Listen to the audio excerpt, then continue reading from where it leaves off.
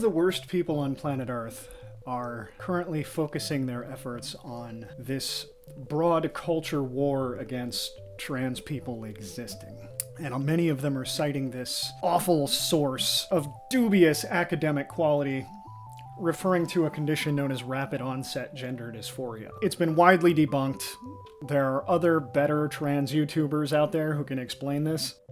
This is a concept created by a cluster of trans-exclusionary radical feminist sites in mid-2016. Oh. These sites were Youth Trans Critical Professionals, Fourth Wave Now, and Transgender Trend. They proposed this as a rapid onset or sudden onset of gender dysphoria occurring mostly in teenagers, mostly in those who are assigned female, although certainly not limited to that by any means, who were apparently influenced by their friends or by reading things on the internet to believe that they had gender dysphoria. Needless to say, I'm just using it as a jumping off point for something that does exist, and I'm referring to it as rapid onset gender chafing. So when I started transitioning, I figured I would kind of be in the background with it. I wouldn't change my name right away. I'd just take hormones and we'd see what happens. But I started using the name Jolene first in video games, and then it felt right. And then I started using the name Jolene on Facebook and Twitter, and it felt right. And then, out of nowhere, my friends just all started calling me Jolene, even though I was like, you don't need to call me this in public yet. You don't need to call me this at all. Like, this is just here so I can look at it. And they all just went, nope, that's your name now. But anyway, it stuck, and I liked it, and it was great. What I wasn't expecting was how quickly the name Joe or Joseph, when even I see it written out or I see it on bills, like, now it causes me discomfort. It chafes.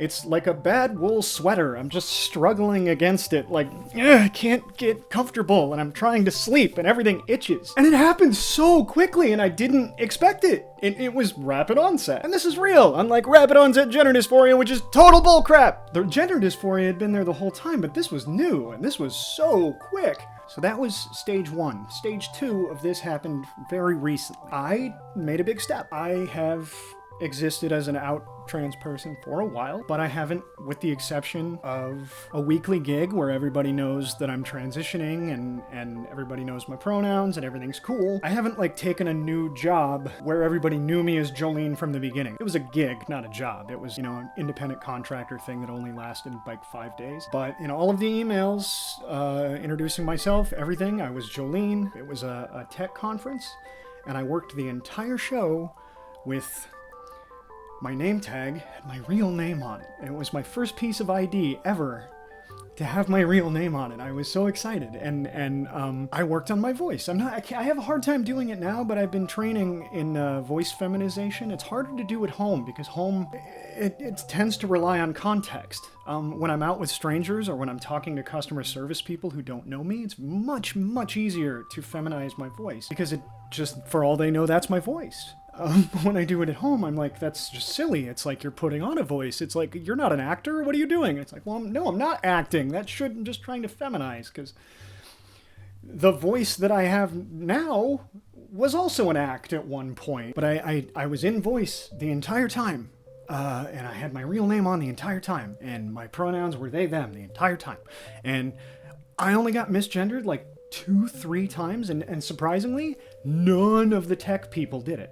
I was expecting that at a tech conference. I was expecting a bunch of tech bros to be like, one of those. When they saw my name tag and my face not entirely feminized. And it never happened. The only people who did it were hotel employees. The only people who gave me any guff were employees of the hotel. And even then, it was few and far between. And it was amazing. And what I'm discovering is that I'm hooked.